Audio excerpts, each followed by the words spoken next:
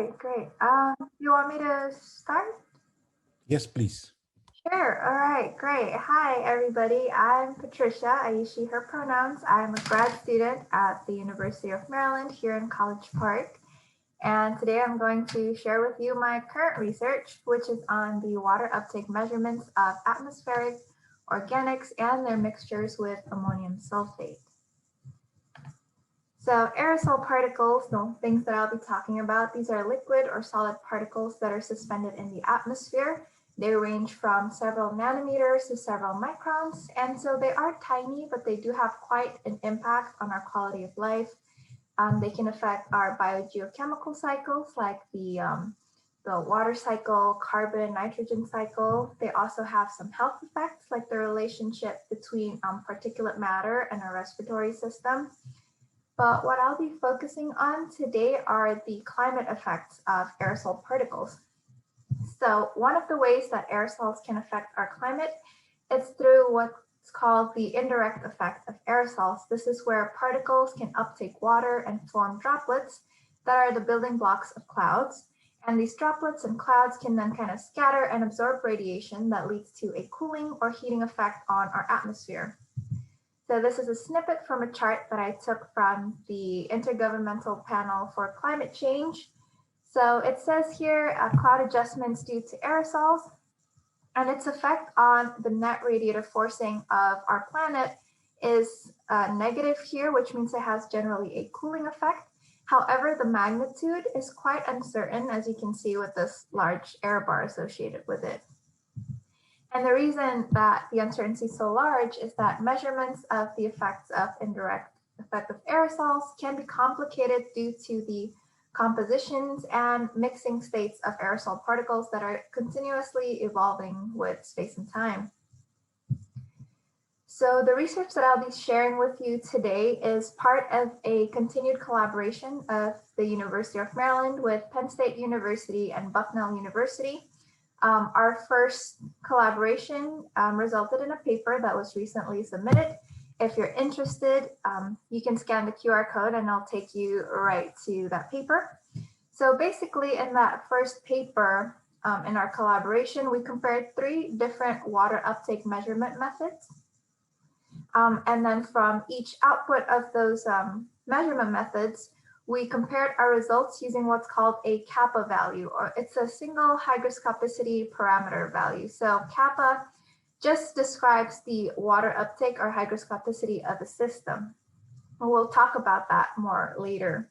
So in that first paper, we used the humidified tandem differential mobility analyzer. We also used the cavity ring down spectroscopy.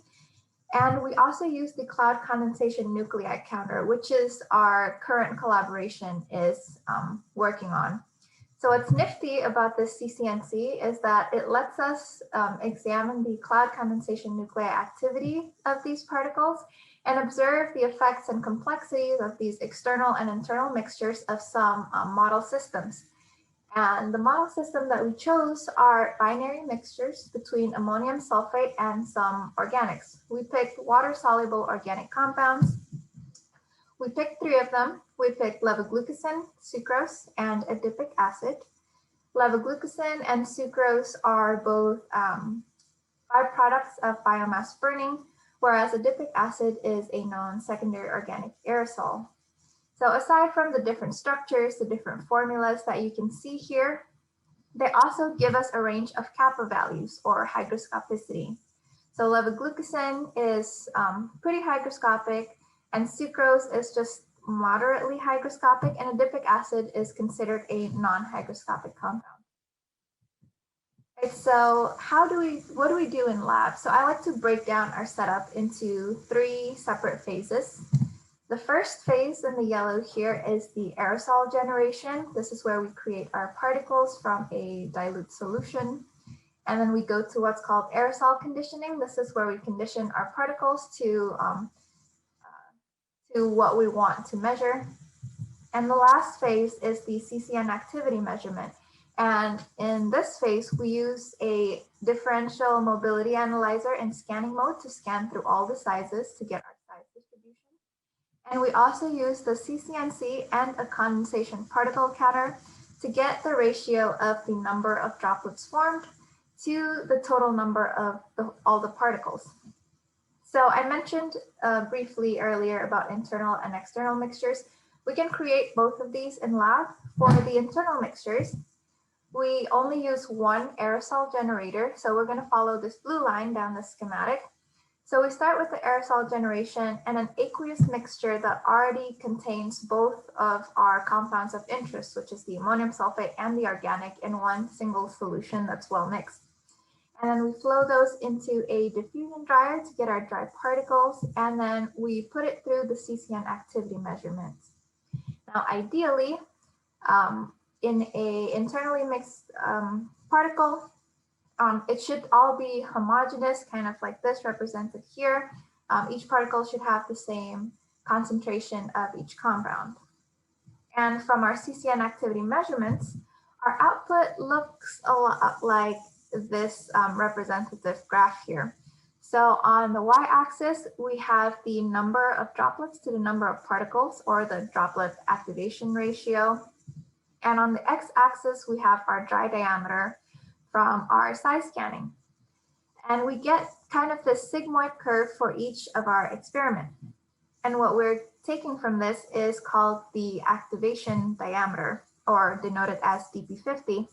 Essentially, this is the inflection point of the sigmoid curve. It's pretty much the dry diameter size of a particle at which half the population of your system can activate into droplets at a given condition. So this activation diameter can easily be converted to a kappa value that denotes hygroscopicity using this Kohler theory equation here. Now, for the external mixture, it's pretty similar, but instead of one aerosol generator, we actually use two. One of them produces just ammonium sulfate, and the second one just the organics. Each goes through a diffusion dryer and into a collision chamber. And this chamber is pretty small. It's 50 milliliters, about yay big.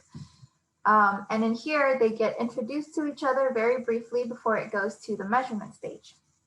So ideally, an external mixture should look like this, where you have the ammonium sulfate and the organics kind of mingling with each other in about that space. And what we get here, instead of one sigmoid, is we get two different sigmoids for each of our compounds. So we see two plateaus here. So it's like a second order sigmoid. So from here, instead of one kappa value, we get two of them. So first, for the small one, this represents the more hygroscopic, and second is the less hygroscopic one. However, that's in ideal situations, right? In real life, our particles are traveling, they stay aloft for long periods of time. And, it's not as clean as we'd like it to be as we see it in lab. So take this landscape, for example. Say that we have wind blowing to the right.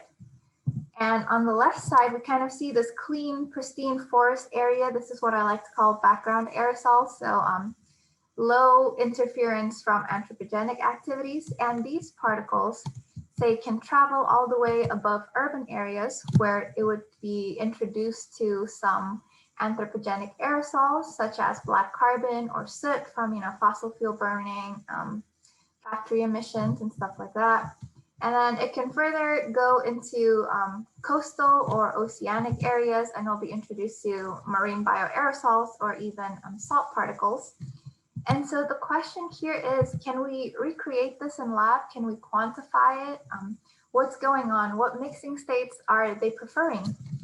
So that's what we try to do in lab. So we use a very similar setup to our external mixing, but instead of a collision chamber, we use a much larger mixing tube. It has a volume of 0.08 meters cubed. It's like 6 feet long. And we also added 2 valves downstream of our aerosol generators. Now, we can do 2 things. We can start with ammonium sulfate and then introduce the organics to kind of mimic that scenario I talked about in the slide earlier. Or we can also start with organics and introduce the ammonium sulfate. And we want to see, with that order of introduction, will it be an external mixture that forms? Will it be an internal mixture, or will it be something new completely? So next slide, I'm going to introduce or show you my results for ammonium sulfate with sucrose. So just for reference, ammonium sulfate has a kappa of 0.6. It's very hygroscopic, it's inorganic. And sucrose has a kappa of 0.08, so just moderately hygroscopic. So these are the sigmoid curves that we got. So each of the sigmoid curve took about 2 minutes, and I took the liberty of plotting the kappa values from each sigmoid as a function of the scan index number. So let's focus on the second graph for a minute. So first, we added ammonium sulfate into our mixing tube, and we do see kappa values characteristic of ammonium sulfate, about 0.6. And then we introduced the sucrose, and it's denoted in this green area, and we see this kind of gradual decline as we introduce the organic particle. And we expected this decline to just be smooth and continuous all the way until it's just sucrose by itself. However, instead, over time, what we see is this stacking of kappa values. We get 2 kappa values for each scan. We can see here that it is a second order plateau with kappa 1 and kappa 2. However, it's not just pure ammonium sulfate and pure sucrose. So to recap what we're seeing here, we see the slow transition from ammonium sulfate to a double sigmoid, and the kappa values are 0.1, which is most likely just pure sucrose. And the second one isn't ammonium sulfate, it's 0.3, so it must be some kind of internal mixture between sucrose and ammonium sulfate. So I tried to illustrate it here. So we have the sucrose and an internal mixture. So we were thinking, what about if we mixed it in a different order? Let's do the reverse. Let's do sucrose first, and then we add ammonium sulfate. So we get these sigmoids here, and again, I plotted the kappa values. So starting with sucrose, about 0.08, 0.1 kappa here, and as we introduce the ammonium sulfate, we don't see this gradual change. And instead, we see this very steep rise to, steep rise to this kappa of about 0.35. And as we added even more ammonium sulfate, for the same amount of time, about 85 scans, that's about 3 hours of running, it never reaches to just pure ammonium sulfate. We never see that. And so to recap this set of data, there is a steep transition from sucrose to a single sigmoid that seems to be an internal mixture with a kappa value of about 0.35. So what does this all mean? Yeah, this is a pretty new research that we're doing, but it seems that the order of compounds that appears, it seems to affect the mixing rate, the final hygroscopicity, and also the final mixing state of our particles. It leads us to infer that maybe during this dynamic mixing process in the mixing tube, there might be a role that chemical kinetics may play that leads to a preferred internal or external mixing ratio, but this does need a lot more investigative work that we haven't touched yet. And to the best of my knowledge, this is the first work to show the order dependence of mixed particle results. And hopefully in the future, we can incorporate some kinetics into mixing models, as well as use microscopy to look at the morphologies of our formed particles to see if that's what that's what's affecting what we're seeing. So last but not least, I just want to quickly acknowledge my advisor, Dr. Okuya Asawuku, as well as my lab mate, Katiba, who got a lot of this data, as well as our collaborators from Bucknell and Penn State, and also our source of funding, which is the NSF Award and Graduate Research Fellowship, and also ACS for allowing me to share my research with all of you today. And if you want to talk outside, even beyond this conference, I am available on my LinkedIn, email, and Twitter. So I hope I stayed within the 15 minutes and I'm open for questions. Thank you. Thank you, Patricia. It was very fascinating, very interesting talk. So now we have a few minutes for discussions and for questions. I would like to ask our audience to raise their hand depending on what type of a system you are using. You know, it's either on the bottom, on the left, or on the right. Are there any questions? Let's see. Do I see any hands raised? I don't see it yet. However, I have a question. Sure. If I may ask you a question. So I like very much your model that you present, especially like this picture of this coast. You know, what is it actually? It was beautiful picture. Oh, so the very first one? Not the when you were showing mixing particles on the coast when it travels with the winds over the sea. Oh, yeah. So I got this from let me go to that slide. This one. Right. It is quite beautiful. If I'm not mistaken, this is somewhere in Spain. Um, Well, it's beautiful, but that's beyond the point. The point is, you know, I like here, you know, your presentation here, where you have this mixing of different type of materials, you know, in the aerosols. Now, my question is, you know, you use the sucrose and levoglucosan as your model of your biomass combustion, hmm, and to look how it's mixing. However, both of those compounds are typically associated with a solid particulates matter, right? You know, when you have a degradation of biomass or combustion, you know, they absorb strongly, you know, to PM emitted in the combustion, and they actually not really present as a gas phase and dissolving into the aqueous phase. So maybe you can comment on that, you know, how this would impact, you know, your studies.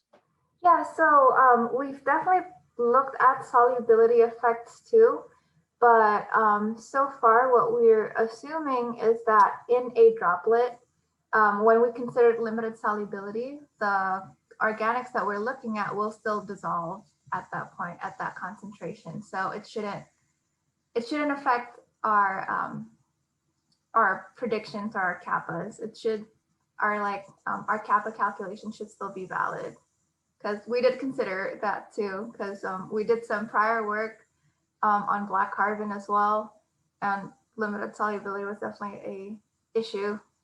Right, right. Yeah, I would imagine that, you know, this when you're gonna have a solid particles, you know, that not necessarily mix with the aqueous, you know, typical liquid particles, you know, of aerosols like, you know, sulfates in water droplets. But that's Yeah. very interesting. And I think this is one of the overlooked problems, you know, how the aerosols mix together. Hmm. Yeah, because there has been a lot of talks on morphology as well, whether like you said, if there's a solid particle, does it form like this core shell kind of morphology or like kind of partially engulfed? So when water kind of condenses onto it, like what does this water see? Like what kind of, how would it grow? You know, is it more affected by the inorganic part or is the less hygroscopic part hindering it so much that it wouldn't form this type of particle? So, you know, there's a lot to be explored. Yeah, well, thank you very much. So this was a very nice presentation.